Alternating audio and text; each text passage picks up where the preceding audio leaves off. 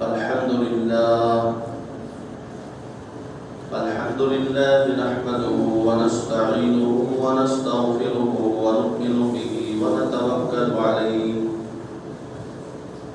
ونعوذ بالله من شرور أنفسنا ومن سيئات أعمالنا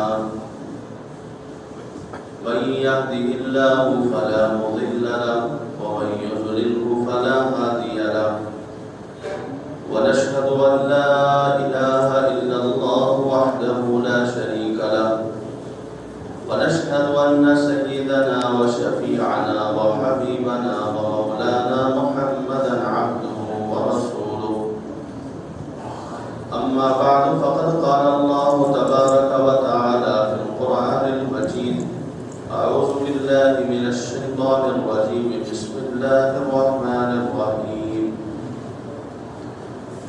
لقد كان لكم في رسول الله أسوة حسنة لمن كان يرجو الله واليوم الآخر وذكر الله كثيرا وقال الله تبارك وتعالى إنما المؤمنون إخوة فأصلحوا بين أخويكم واتقوا الله لعلكم ترحمون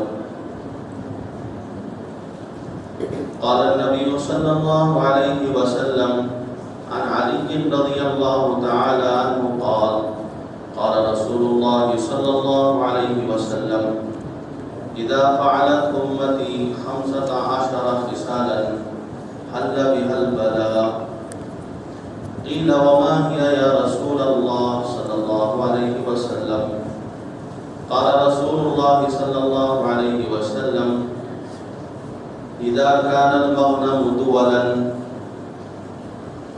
والأمانة مغنما والزكاة مغرما واتخذت القينات والمعازف ورفعت الأصوات في المساجد شربت الخمور لبس الحرير ولعن آخر هذه الأمة أولها فليرتقبوا عند ذلك خصفا أو مسقا أو ريحا حمراء أو كما قال رسول الله صلى الله عليه وسلم. محترم سامعین، بزرگان دین، اس وقت ان دلوں میں ہمیں حضرت رسول پاک صلی اللہ علیہ وسلم کی زندگانی، آپ کی سیرت، آپ کے اخلاق، آپ کا کردار، آپ کا بچپن، آپ کی جوانی، اس پر ہم کچھ باتیں سنیں اور انشاءاللہ سنیں گے آپ حضرات. میں عرض کروں گا، اس پر میں روشنی ڈالوں گا. لیکن ساتھ ساتھ اس وقت جو حالات ہیں ہمارے، حالات حاضرہ پر بھی ہمیں نظر رکھنا چاہیے،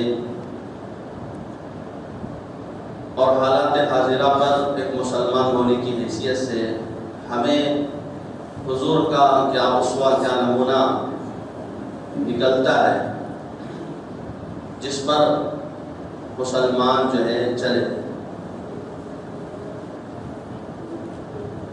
حضرت رسول پاک صلی اللہ علیہ وسلم کی سیرت، آپ کی زندگانی، آپ کا کردار، آپ کے اخلاق سننا، سنانا عبادت ہے. اس سے پہلے بھی میں عرض کر چکا ہوں کہ سال میں ایک مرتبہ عید میلاد النبی کے نام پر جلوس نکال لیا اور غیر شرعی چیزیں، بدعات، خرافات، آلات موسیقی، آلات لہو و لعب، جن کو ختم کرنے کے لیے رسول پاک صلی اللہ علیہ وسلم دنیا میں تشریف لائے تھے، اور حضور کی محبت کے نعرے میں حضور کے نام پر انہی منکرات کو انجام دینا اور یہ سمجھنا کہ اللہ کے نبی کو اس سے خوشی ہوگی، یہ باطل ہے، سراسر غلط ہے، حرام ہے، ناجائز ہے.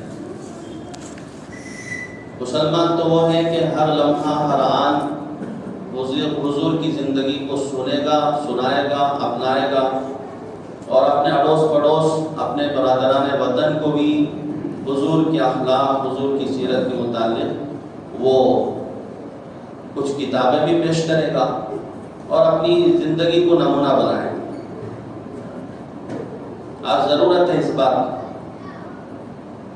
کہ غیر متشددین ظالم قسم کے جو لوگ ہیں، جو فساد چاہتے ہیں دنیا کے اندر، امن شانتی نہیں چاہتے، جھگڑا چاہتے ہیں، آپس میں اختلافات چاہتے ہیں، لڑائی چاہتے ہیں، اور وہ سادہ جو ہمارے برادران وطن ہیں، ان کی دلوں کے اندر، ان کے ذہنوں کے اندر حضور اور اسلام اور مسلمانوں کے متعلق شکوک اور شبہات پیدا کرنا چاہتے ہیں، اور یہ بتاتے ہیں کہ دیکھو ان کا اسلام تو 1400 سال کا ہے اور ہمارا دین ہزاروں سال پرانا ہے، ہمارا مذہب ہزاروں سال پرانا ہے۔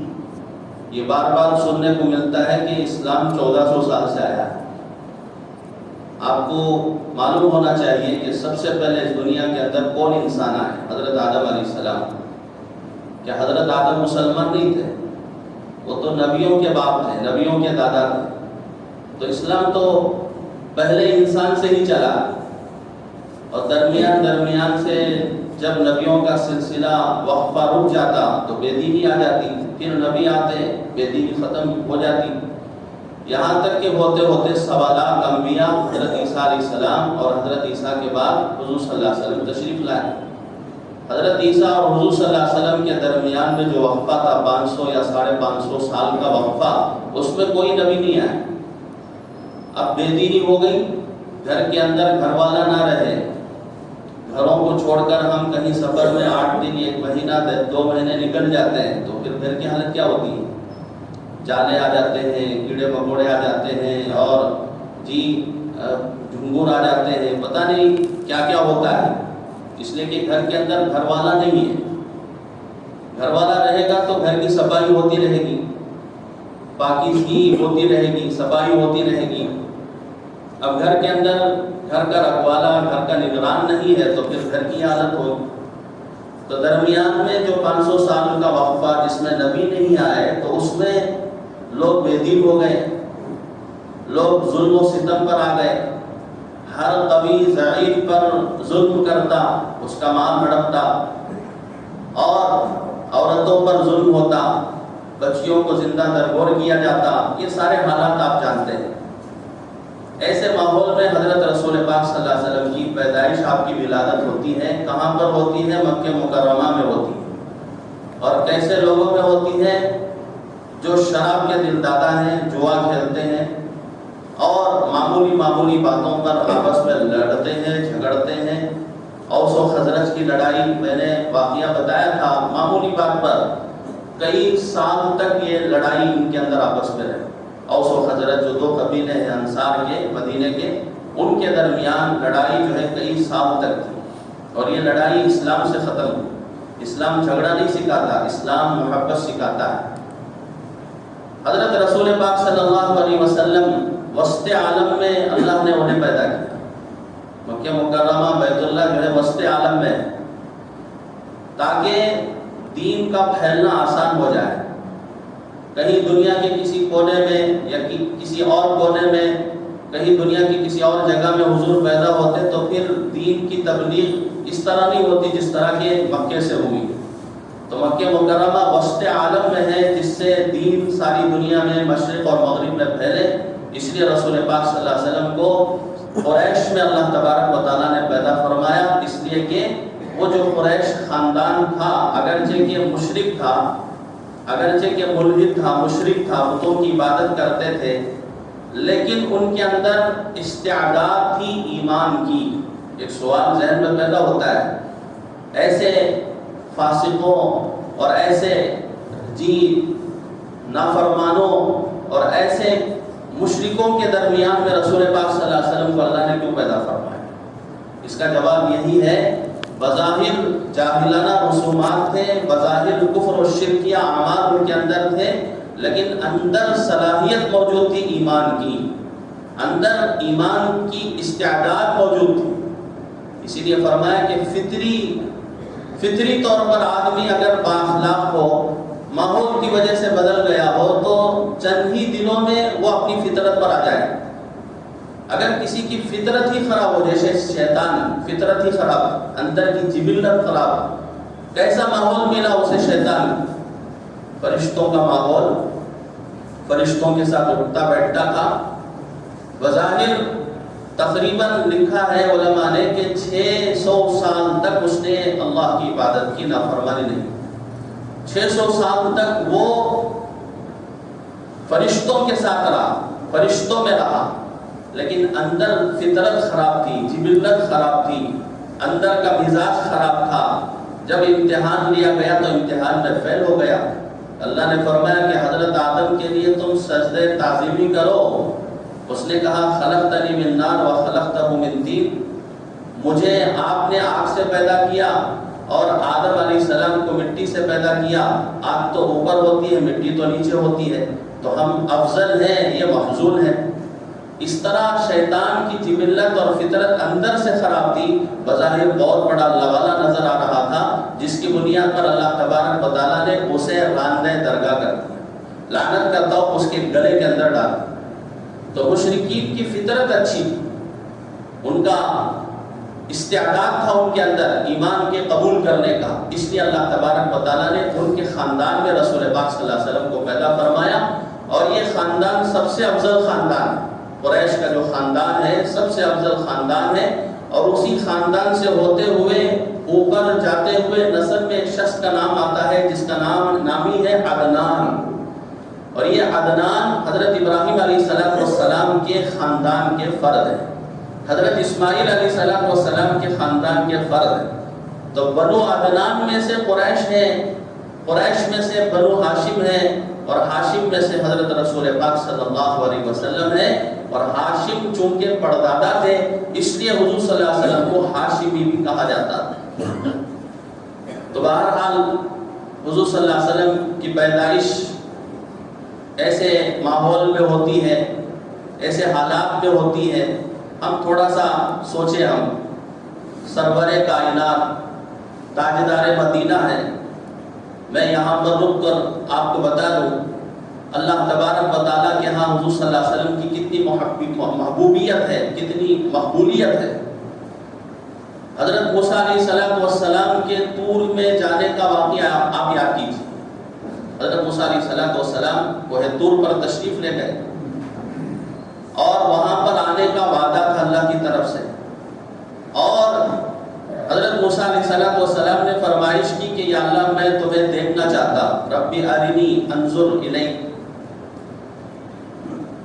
حضرت موسیٰ علیہ السلام کو 40 دن تک روزہ رکھوایا، اعتکاف کروایا، اور اللہ نے فرمایا کہ تم یہ جو کوہ طور ہے اس پر نظر کرو، میں اس پر اپنی تجلی ڈالوں گا. اگر تمہاری نظر اس تجلی پر رک گئی، جم گئی، تو سمجھ لو کہ تم نے مجھے دیکھ لیا، تمہارے اندر استعداد ہے مجھے دیکھنے. اب اس میں اختلاف ہے کہ انسان اس دنیا کے اندر اللہ کو دیکھ سکتا ہے یا نہیں دیکھ سکتا. اس میں علماء کا بڑا اختلاف ہے. بعض کہتے ہیں کہ دیکھ سکتا ہے، بعض کہتے ہیں کہ نہیں دیکھ سکتا. بہرحال اس میں ہمیں جانا نہیں. اب حضرت موسیٰ علیہ السلام کی نظر جب کوہ طور کی تجلی پر پڑی تو حضرت موسیٰ علیہ السلام بے ہوش ہو گئے. فخر موسیٰ صعقا، بے ہوش ہو گئے اور نیچے گر گئے. فلما افاق قال سبحانك تبت الیک. اور پھر جب افاقہ ہوا، بے ہوشی سے افاقہ ہوا، تو حضرت موسیٰ علیہ السلام نے عرض کیا یا اللہ میں بیجا سوال سے آپ سے جو ہے میں معافی چاہتا ہوں، یہ مجھے سوال نہیں کرنا چاہیے تھا. تو اللہ تعالیٰ اس واقعے کا نقشہ قرآن مجید میں یوں کھینچتے ہیں فلما جاء موسیٰ لمیقاتنا وکلمہ ربہ. فلما جاء موسیٰ، موسیٰ آئے، خود آیا اپنے وقت مقررہ پر جہاں پر آنے کا اللہ کی طرف سے انہیں حکم تھا. لیکن آپ سرور کائنات تاجدار مدینہ حضرت محمد صلی اللہ علیہ وسلم کے معراج میں جانے کا واقعہ یاد کیجیے. کبھی میں اس کو تفصیلاً عرض کروں گا. اللہ نے اپنے لاڈلے، اپنے محبوب حضرت محمد صلی اللہ علیہ وسلم کو معراج میں بلانے کا جو تذکرہ کیا اس میں کیا فرمایا؟ 15ویں پارے میں آیت ہے سبحان الذی اسری بعبدہ لیلا من المسجد الحرام الى المسجد الاقصى پاک ہے وہ ذات جس نے اپنے بندے کو لے گیا. وہاں حضرت موسیٰ کوہ طور پر آئے, یہاں حضرت محمد صلی اللہ علیہ وسلم آئے نہیں ہے, بلائے گئے. یہاں حضرت محمد صلی اللہ علیہ وسلم معراج میں آئے نہیں ہیں بلکہ بلائے گئے ہیں. اسرا بعبدہ, کیا مانے؟ راتوں رات اللہ نے اپنے بندے کو اپنے ہاں بلایا. فکان قاب قوسین او ادنی, کتنی دوری تھی اللہ سے حضرت محمد صلی اللہ علیہ وسلم کی؟ ایک کمان کے سرے دو کونے کے درمیان, ایک کمان کے درمیان جو فاصلہ ہوتا ہے اتنا سا تھوڑا سا فاصلہ تھا. اس کے درمیان اللہ کے اور حضرت محمد صلی اللہ علیہ وسلم کے درمیان. وہاں پر آئے ہیں حضرت موسیٰ علیہ السلام اللہ کے دیدار کے لیے, یہاں پر دیدار کے لیے حضرت محمد صلی اللہ علیہ وسلم کو بلایا گیا. اسی سے آپ اندازہ لگا لیجیے حضرت محمد صلی اللہ علیہ وسلم کی محبوبیت کا, مقبولیت کا. اور اسی طرح حضرت موسیٰ علیہ السلام کا ذکر ہے قرآن مجید میں. اللہ نے پوچھا حضرت موسیٰ علیہ السلام سے جب کوہ طور پر تشریف لائے, وما اعجلک عن قومک یا موسیٰ, اے موسیٰ جلدی کیوں آ گئے, اپنی قوم کو چھوڑ کر جلدی کیوں آ گئے؟ عجلت الیک ربی لترضی, حضرت موسیٰ علیہ السلام نے عرض کیا اے اللہ آپ کی رضا کو حاصل کرنے کے لیے, آپ کو خوش کرنے کے لیے میں آیا ہوں. کہ میں جلدی جلدی جو آ گیا ہوں آپ کی رضا کے لیے, آپ کی رضامندی کے حصول کے لیے میں آیا ہوں. اور ادھر حضرت محمد صلی اللہ علیہ وسلم کی شان میں اللہ نے کیا فرمایا؟ سورۃ الضحیٰ میں آپ بار بار پڑھتے ہیں. ہمارے لیے مشکل یہ ہے کہ ہم ترجمے کے بغیر ہم پڑھتے چلے جاتے ہیں طوطے کی طرح. تھوڑا سا وقت نکال کر ہم کم از کم جو صورتیں ہم قرآن مجید کی نماز کے اندر پڑھتے ہیں اس کا تو ترجمہ ہم سیکھ لیں. دنیا جو فانی ہے اس کے لیے وقت ہے, بڑے سے بڑے کام کے لیے وقت ہے, لیکن نماز ہم پڑھتے ہیں اس میں اللہ اکبر کے کیا معنی ہیں, سورہ فاتحہ کے معنی کیا ہیں, سبحان ربی العظیم کے معنی کیا ہیں, التحیات کے معنی کیا ہیں, اللہ کی جو تعریف ہم کر رہے ہیں دعاؤں میں اس کا ترجمہ کیا ہے, کچھ بھی معلوم نہیں. اس لیے کہ وقت نہیں ہے نا, بیزی ہے, بیزی. موت آ جائے گی تو بیزی پتہ چل جائے گا کہ کتنے بیزی تھے آپ, سارے کام چھوٹ جائیں. اللہ تعالیٰ نے سورۃ الضحیٰ میں فرمایا والضحیٰ واللیل اذا سجا ما ودعک ربک وما قلى وللآخرة خیر لک من الأولى ولسوف یعطیک ربک فترضی. ادھر حضرت موسیٰ علیہ السلام کہہ رہے ہیں واجلت ربی واجلت الیک ربی لترضی, میں جلدی اس لیے آیا کوہ طور پر تاکہ آپ راضی ہو جائیں, آپ کی زیارت کے لیے آیا ہوں, آپ کو خوش کرنے کے لیے. اور ادھر حضرت محمد صلی اللہ علیہ وسلم کی شان میں اللہ فرما رہے کہ ہم اے نبی جی آپ کو اتنا دیں گے کہ آپ راضی ہو جائیں. یہاں رضامندی اللہ کی طرف سے ہو رہی ہے, یہاں اللہ خود حضرت محمد صلی اللہ علیہ وسلم کو خوش کرنا چاہتے ہیں جی. اور اسی طرح جب چند دنوں کے لیے قبلہ ہمارا بیت الحرام سے, بیت اللہ سے بیت المقدس ہو گیا اور حضور چاہتے تھے کہ قبلہ بیت اللہ کی طرف ہو. جو پہلا حکم بیت اللہ کی طرف رخ کر کے ہم نماز میں اپنا رخ کرتے ہیں وہی رخ بیت اللہ ہمارا قبلہ ہو جائے. تو اللہ تعالیٰ نے فرمایا فَلَنُوَلِّيَنَّكَ قِبْلَةً تَرْضَاهَا, ہم ضرور بھی ضرور تمہاری اپنی پسند کے مطابق, تمہاری اپنی چاہت کے مطابق ہم تمہارے قبلے کو پھر سے بیت اللہ کر دیں. یہاں پر اللہ رضامندی چاہتے ہیں حضرت محمد صلی اللہ علیہ وسلم. قربان جائیے حضرت محمد صلی اللہ علیہ وسلم پر بغیر مانگے کے, بغیر سوال کیے کہ آپ کا احسان ہے کہ آپ کی امت میں اللہ نے ہمیں پیدا فرمایا, ورنہ تو انبیاء چاہتے تھے کہ آپ کی امت کا ایک امتی بن جاؤں. حضرت موسیٰ نے بھی چاہا, حضرت عیسیٰ نے بھی چاہا, حضرت عیسیٰ علیہ السلام کی دعا کو اللہ قبول فرما لیں گے اور حضرت عیسیٰ علیہ السلام دوبارہ اس دنیا کے اندر, اس امت کے اندر, امت محمدیہ کے اندر ایک عام امتی بن کر آئیں, امتی بن کر آئیں, شادی بھی کریں گے, وہاں حضرت عیسیٰ علیہ السلام کی شریعت میں بیچلر رہنا، مجرد رہنا، تنہا رہنا شادی کے مقابلے میں افضل تھا، اس لیے حضرت عیسیٰ نے شادی نہیں کی، اور حضرت محمد صلی اللہ علیہ وسلم کی امت میں تشریف لائیں گے یہاں پر حضور کی شریعت پر عمل کرتے ہوئے حضور نے جو فرمایا النکاح من سنتی، نکاح میری سنت ہے، حضرت عیسیٰ نکاح بھی کریں اور حضرت عیسیٰ علیہ السلام کی اولاد بھی ہو اور حضرت عیسیٰ علیہ السلام کی بیوی بھی ہو۔ تو بزرگان محترم، حضرت محمد صلی اللہ علیہ وسلم ہمارے لیے اسوہ ہے، نمونہ ہے۔ لقد كان لكم في رسول الله أسوة حسنة لمن كان يرجو الله واليوم الآخر۔ اے ایمان والو، تمہارے لیے محمد صلی اللہ علیہ وسلم نمونہ ہے، آئیڈیل ہے، اسوہ ہے۔ کن کے لیے نمونہ ہے، کن کے لیے اسوہ ہے؟ لمن كان يرجو الله واليوم الآخر، جو لوگ اللہ پر ایمان لاتے ہیں اور آخرت کے دن پر اعتماد کرتے ہیں، یقین رکھتے ہیں، بھروسہ کرتے ہیں، آخرت کے دن کو مانتے ہیں، ان کے لیے رسول پاک صلی اللہ علیہ وسلم آئیڈیل ہے، نمونہ ہے۔ بقیہ جو دنیا پرست ہیں، مادی دنیا کے وہ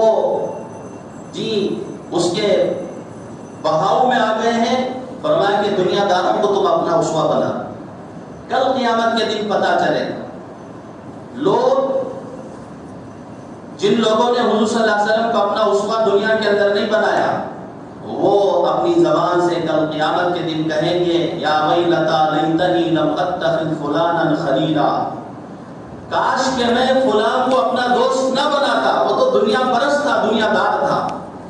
آج ایک فلم اسٹار مر جاتا ہے جوانی کے زمانے میں، اچانک اس کی موت ہو جاتی ہے، سنا ہے کہ کچھ مسلمانوں نے اس کی محبت میں آ کر خودکشی بھی کر لی۔ غیر کر رہا ہے تو اس پر کوئی تعجب کی بات نہیں ہے، حضور کا نام لیوا، کلمہ گو، مسلمان، اس کی محبت میں آ کر اس کے فراق میں غم کے مارے وہ اپنی خودکشی کرتا ہے، اور بتائیے اللہ کو کیا جواب دے گا؟ اس کے ذمہ دار کون ہے؟ یا ویلتا لیتنی لم اتخذ فلانا خلیلا، کل قیامت کے دن وہ لوگ جو دنیا داروں کو اپنا اسوہ بنایا، اپنا آئیڈیل بنایا، ان کی طرح کے بال رکھتے تھے، ان کی طرح کے چہرے رکھتے تھے، ان کی طرح کا مزاج رکھتے تھے، ان کی طرح کا بولتے تھے، ان کی طرح کی چال ان کی چال تھی، ایسے لوگ کل قیامت کے دن اللہ فرماتے ہیں قرآن مجید میں، وہ کہیں گے یا ویلتا لیتنی لم اتخذ فلانا خلیلا، کاش کہ میں فلاں کو اپنا دوست نہیں بنا، کاش کہ میں محمد صلی اللہ علیہ وسلم کو اپنا دوست بناتا، کاش کہ میں فلاں کرکٹر کو اپنا دوست نہ بناتا، فلاں فلم اسٹار کو اپنا دوست نہ بناتا، محمد صلی اللہ علیہ وسلم کو اپنا اسوہ بناتا، اپنا آئیڈیل بناتا۔ آج موقع ہے، آج زندگی ہے، پتہ نہیں کل رہے گا، کل آئے گا نہیں آئے گا، کل آئے گا بھی تو میں رہوں گا نہیں رہوں گا، کسی کو پتہ نہیں۔ اس لیے آج سے ہی یہ نیت کرنا ہے کہ آپ صلی اللہ علیہ وسلم کی زندگی کو ہم اپنائیں گے، آپ صلی اللہ علیہ وسلم کی سنتوں کو ہم اپنائیں گے۔ آپ کا بچپن ہمارے بچوں کے لیے نمونہ ہے، آپ کی جوانی ہمارے جوانوں کے لیے نمونہ ہے، آپ کا بڑھاپا ہمارے بوڑھوں کے لیے نمونہ ہے، آپ کا تاجر ہونا ہمارے تاجروں کے لیے نمونہ ہے، آپ کا شوہر ہونا ہمارے مردوں کے لیے نمونہ ہے، آپ کا نانا ہونا ہمارے نانا اور داداؤں کے لیے نمونہ ہے۔ بچپن میں بھی آپ نے اسوہ دیا ہے، بڑھاپے میں بھی اپنا اسوہ دیا ہے، جوانی میں بھی اپنا اسوہ دیا ہے، جنگ کے میدان میں سپہ سالار اعظم بن کر گئے، وہاں بھی اپنا اسوہ دیا ہے۔ آپ امیر ہیں تو امیر ہونے کے وقت میں اللہ کو کیسے یاد کرنا، آپ سلطان ہیں تو سلطان ہونے کی حالت میں کیسے رہنا، کیسے متواضع ہونا، آپ فاتح ہیں، فاتحانہ طور پر مکہ مکرمہ میں فتح مکہ کے موقع پر تشریف لے گئے تو آپ کا انداز کیسے تھا، یہ بھی ہمارے سب کے لیے نمونہ ہے۔ آپ صلی اللہ علیہ وسلم کی پیدائش ہوئی،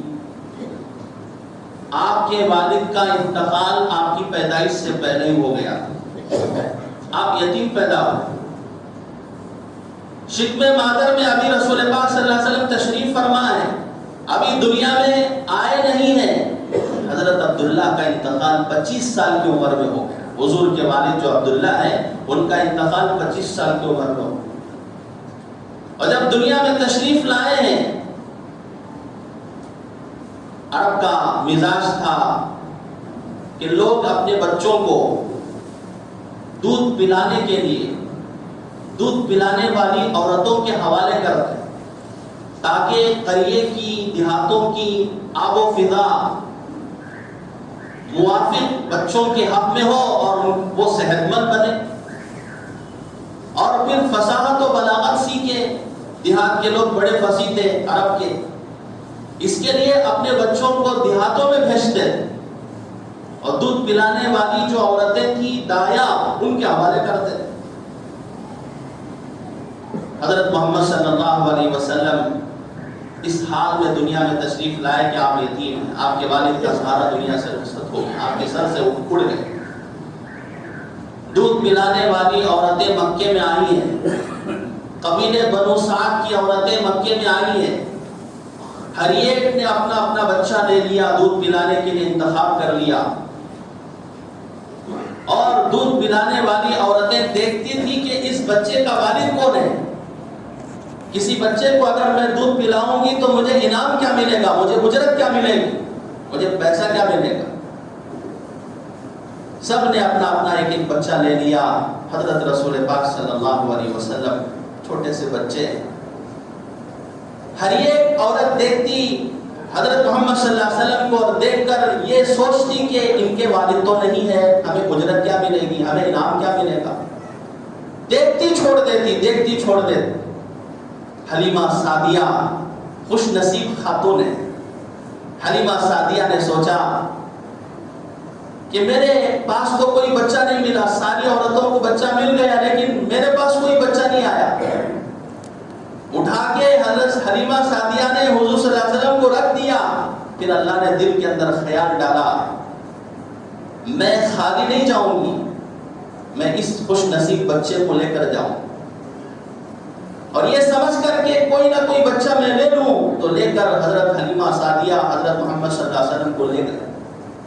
خود حلیمہ سعدیہ کہتی ہیں میری دبلی پتلی اونٹنی تھی، اس اونٹنی کے تھن میں دودھ بھی نہیں تھا، اور میری سواری سست رفتار تھی۔ جب ہم آئے مکہ مکرمہ میں اور عورتوں کے مقابلے میں بہت پیچھے تھی میں، اور میرے سینے کے اندر بھی دودھ نہیں تھا، قلت غذا کی بنیاد پر، کھانے پینے کی کمی کی بنیاد پر، لیکن جب سے میں نے محمد صلی اللہ علیہ وسلم کو اٹھایا دودھ پلانے کے لیے، یہ سمجھ کر کہ اللہ دینے والے ہیں۔ حضرت حلیمہ سعدیہ کہتی ہیں کہ جو ہی حضور صلی اللہ علیہ وسلم کو سواری پر میں بٹھائی تو میری سواری اور میری اونٹنی کے تھنوں میں دودھ آ گیا، اور میرے سینے میں بھی دودھ آ گیا۔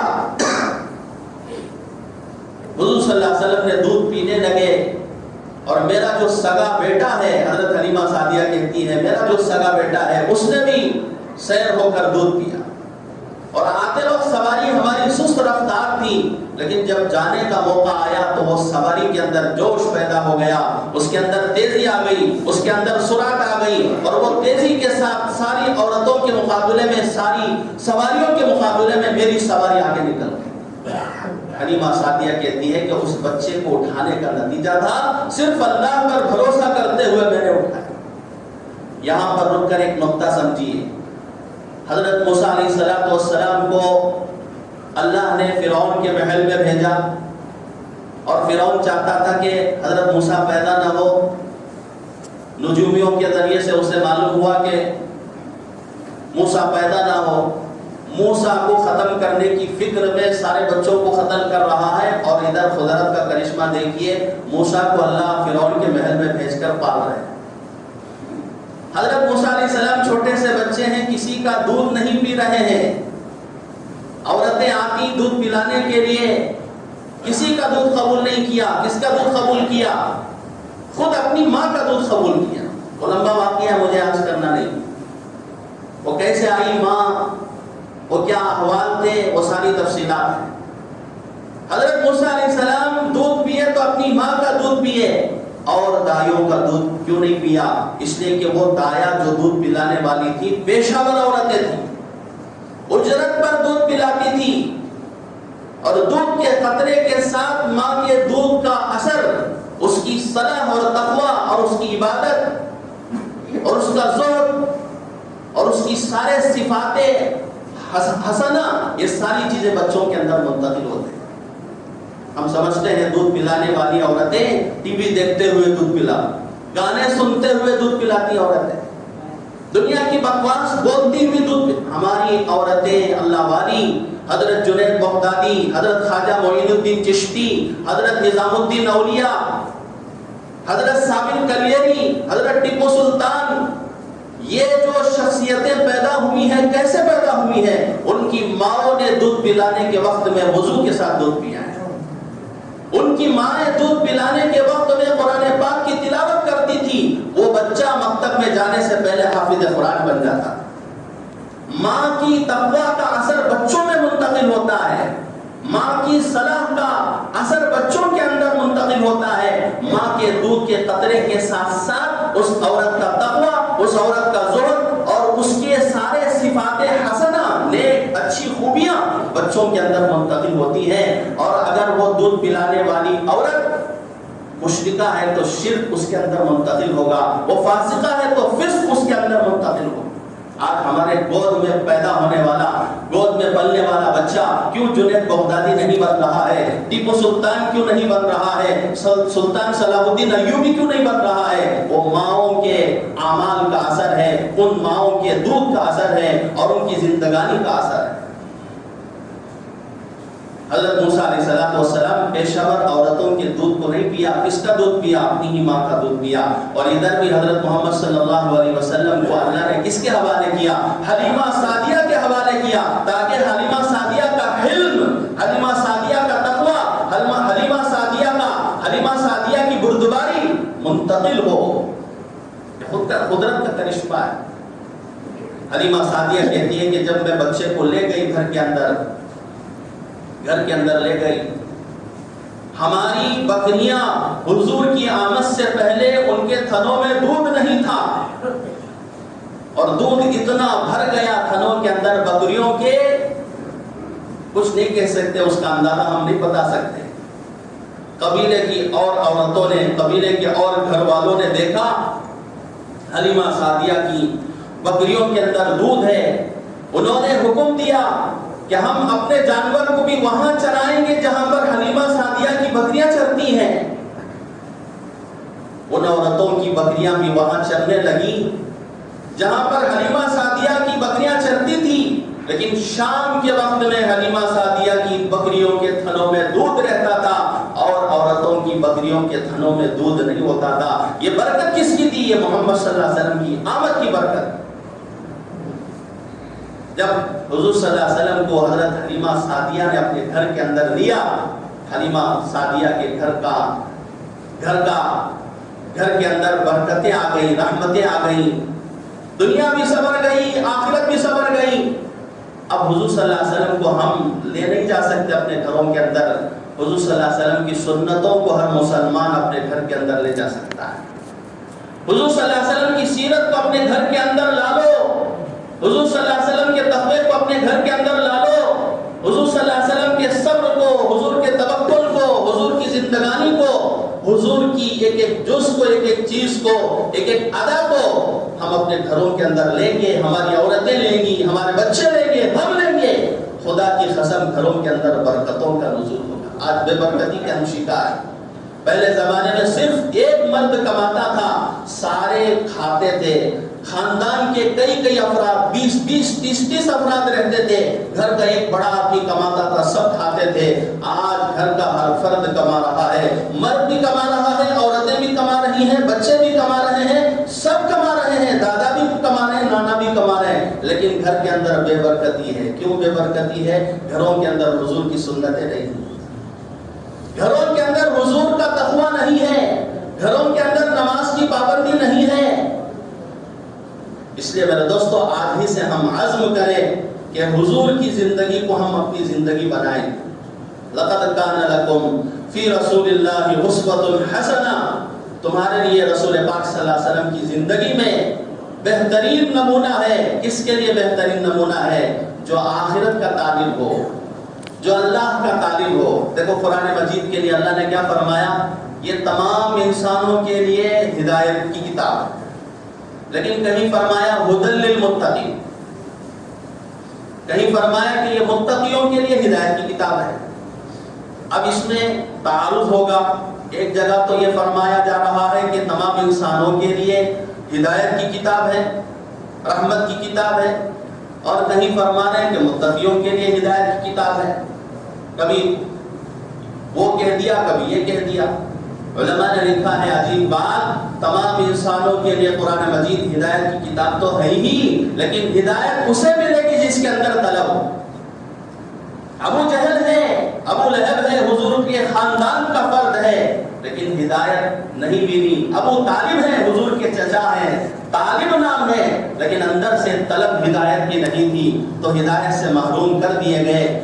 بلال حبشی، حبشے کے رہنے والے ایک چھوٹے سے غلام ہیں، لیکن اندر سے ہدایت کی طلب تھی تو اللہ نے انہیں ہدایت دی. تو قرآن مجید جس طرح تمام انسانوں کے لیے ہدایت کی کتاب ہے، لیکن ہدایت ان کو ملے گی جن کے اندر طلب ہے. اسی طرح حضور صلی اللہ علیہ وسلم کا اسوہ، آپ کی زندگانی سب کے لیے آئیڈیل ہے، نمونہ ہے، لیکن ان کے لیے خاص طور پر جو آخرت کے طالب ہیں.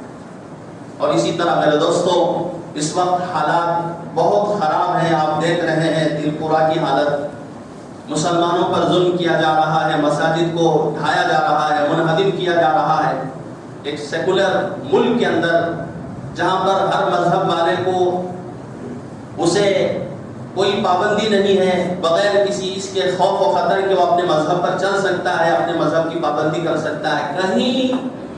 کہیں کسی ملک کے اندر ہندوؤں پر، غیر مسلموں پر ظلم ہو رہا ہے تو پھر اسی کی عکاسی کر کے یہاں بھی جو ہے شروع کیا گیا ہے.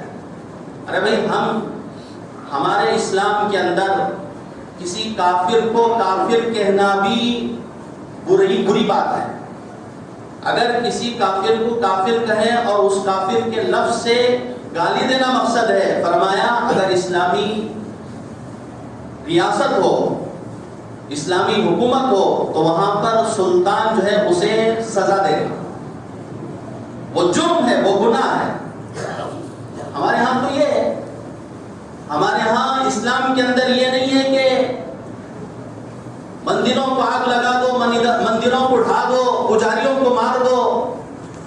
ہمارے ہاں تو قتل حرام ہے، ہمارے ہاں تو گالی دینا بھی حرام ہے، ہمارے ہاں تو گالی دینا بھی حرام ہے. یہودی نصارہ جو اسلام کے دشمن ہیں، وہ چاہتے ہیں کہ اسلام کو بدنام کریں. الٹا چور کوتوال کو ڈانٹتا ہے، وہی کرتے ہیں، نام مسلمانوں کو ڈالتے ہیں. ارے کسی ملک کے اندر کچھ مسلمانوں نے کچھ کیا ہے تو پھر اس کی سزا مسلمان بھارت کے اندر کیوں بھگتے ہیں؟ ہم اسے بھی غلط سمجھتے ہیں، اور تم جو یہاں پر گنڈا گیری کر رہے ہیں حکومت کے تناظر میں، حکومت کے آڑ میں، اسے بھی ہم برا سمجھتے ہیں، اسے بھی ہم غلط سمجھتے ہیں. ہمارے ہاں تو جنگ کے میدان میں بھی کسی بوڑھے کو مارنے کی اجازت نہیں ہے، جنگ کے میدان میں بھی کسی عورت پر ہاتھ اٹھانے کی اجازت نہیں ہے، کسی بچے کو مارنے کی ضرورت نہیں ہے. اسلام کو آپ نے پڑھا کہاں ہے؟ شکوک و شبہات تمہارے اپنے ذہنوں کے اندر سے نکال دو، پھر اسلام تمہیں سمجھ میں آئے گا. اس لیے میرے دوستوں، ہر مسلمان کے ذمہ ضروری ہے کہ جو اپنی طاقت اور اپنی استطاعت کے مطابق جو کر سکے کہ یہ ظلم ختم ہو جائے، یہ تشدد ختم ہو جائے، یہ بربریت ختم ہو جائے، اور یہ ظلم ختم ہو جائے، اس کے لیے جو ہے کوشش کرنا چاہیے دعاؤں کے ذریعے سے. میرے دوستو، اتنے سارے حالات ہیں. آج ہم اپنے دینی حالت کا جائزہ لیں. فجر کی نماز میں دیکھ لیں کتنے مسلمان آتے ہیں. جو مسلمان فجر کی نماز کے پابند نہیں ہیں، وہ میرے دوستو ان حالات میں کیا کسی مسلمان کا ساتھ دیں گے؟ جو خالق کا فرض ہے وہی ادا نہیں کر رہے ہیں، مخلوق کا فرض کیسے ادا کریں گے؟ شیخ سعدی رحمۃ اللہ علیہ فرماتے ہیں کہ بھائی جو نماز نہیں پڑھتا اسے قرضہ مت دو. کیوں مت دو؟ اس لیے کہ نماز یہ خالق کا فرض ہے، خالق کے فرض کو یہ چکا نہیں رہا ہے تو تمہارے قرضے کو کہاں سے ادا کرے گا؟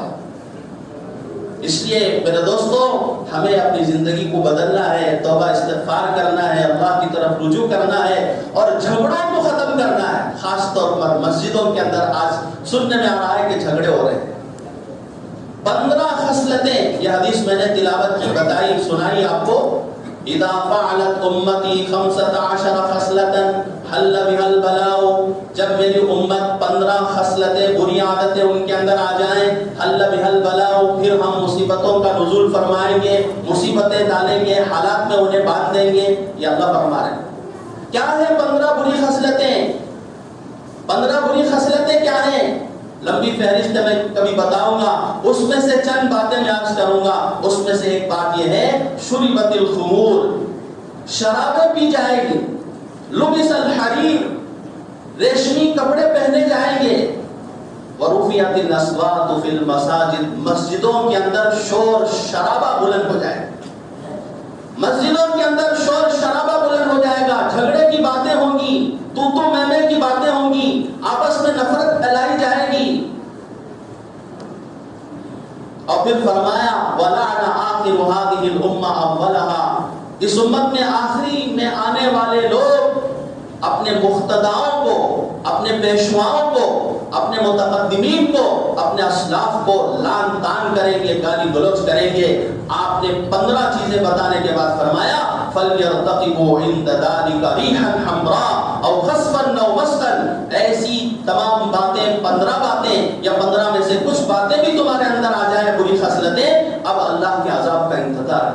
کتنی سخت وعید ہے، اللہ کے عذاب کا انتظار کرو۔ سرخ آندیاں آئیں گی، چہروں کو مسخ کر دیا جائے گا، زمین کے اندر دھسا دیا جائے گا۔ یہ میں نہیں کہہ رہا ہوں، حضرت محمد صلی اللہ علیہ وسلم فرما رہے ہیں۔ مسجدوں میں آوازیں، آپس میں نفرتیں، مل جل کر بیٹھ کر کوئی بھی مسئلہ آ جائے حل کرنا چاہیے، یہ نہیں کہ مسجدوں میں شور شرابہ شروع ہو جائے۔ یا ایھا الذین آمنوا لا ترفعوا اصواتکم فوق صوت النبی، اے ایمان والو تم اپنی آواز کو نبی کی آواز سے بلند مت کرو۔ ہمارے نبی کی آواز کیا تھی؟ ہمارے نبی کی آواز یہ تھی کہ بازار میں بھی آپ چیخ کر نہیں بولتے، لا یکون صخابا فی الاسواق، بازار میں چیخ کر بولیں گے تو بات سمجھ میں آئے گی۔ وہاں بھی اس مقام پر بھی حضرت محمد صلی اللہ علیہ وسلم چیخ کر نہیں بولتے تھے، اور مسجد میں آپ کیسے رہتے ہیں؟ آپ اپنی آواز کو نبی کی آواز سے بلند مت کرو۔ اگر تم اپنی آواز کو نبی کی آواز سے بلند کرو گے تو تمہارے اعمال ہم سوخت کر دیں گے، تمہاری نمازیں ہم قبول نہیں کریں گے، تمہارے روزے ہم قبول نہیں کریں گے۔ اس نے فرمایا مل جل کر کام کرنا چاہیے، ایک ہو جاؤ تو بن سکتے ہو خورشید مبین، ورنہ ان بکھرے ہوئے تاروں سے کیا بات کریں۔ ایک سورج ساری دنیا کو روشن کرتا ہے، اور تارے کتنے ہوتے ہیں لیکن روشنی نہیں ہوتے۔ اس لیے میرے دوستو، لڑائی جھگڑا کرنا آسان ہے، وہ شیطانی کام ہے۔ آپس میں ملانا، سمجھانا۔ ایک واقعہ میں بتاتا ہوں، ترمذی شریف جلد ثانی میں ایک واقعہ ہے۔ ابن عامر ایک حاکم تھا، بصرے کا حاکم تھا، اور بیان کے دوران ایک شخص جن کا نام زیاد ہے، وہ حضرت ابو بکرہ صحابی رسول ہیں، ان کے پاس بیٹھے ہوئے تھے۔ ابن عامر جو حاکم ہے، امیر ہے، سلطان ہے، وہ بیان کر رہا تھا، خطبہ دے رہا تھا، اور وہ لباس یا تو ریشم کا لباس پہنے ہوئے تھا جو کہ مردوں کے لیے حرام ہے، یا یہ کہ وہ پتلا سا، بالکل پتلا سا فاخرانہ لباس پہنے ہوئے تھا۔ تو زیاد کہتے ہیں کہ میں نے ابو بکرہ رضی اللہ تعالیٰ عنہ کے سامنے کہا کہ دیکھو اس نے فساق و فجار کا لباس پہنا ہے۔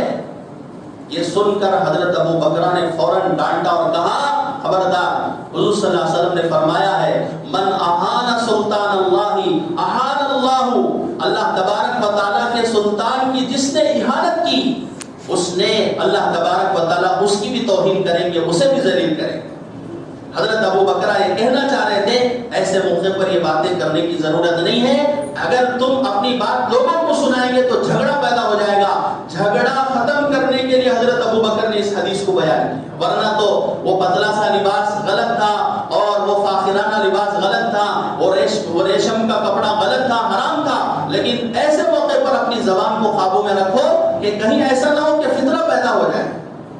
بڑوں کی تعظیم، بڑوں کا ادب یہ بھی ضروری ہے، اور پھر میرے دوستوں مسجدوں کا ادب یہ بھی ضروری ہے۔ اللہ تبارک و تعالیٰ سے دعا کریں اللہ تعالیٰ ہمیں مل جل کر کام کرنے کی توفیق عطا فرمائے، نفرتیں ختم کر دے، عداوتیں ختم کر دے، دشمنیاں ختم کر دے۔ کیا میرے دوستوں کیا کتنا نقصان غیروں سے ہمیں ہوا ہے، اس سے زیادہ اپنوں سے ہمیں نقصان ہو رہا ہے۔ ہمیں معاف کرے اللہ تبارک و تعالیٰ، ہماری زندگی کو اللہ تبارک و تعالیٰ صحیح رخ پر فرما دے۔ دعائیں بھی کریں اور اس کے لیے کوششیں بھی کریں۔ آمین وآخر دعوانا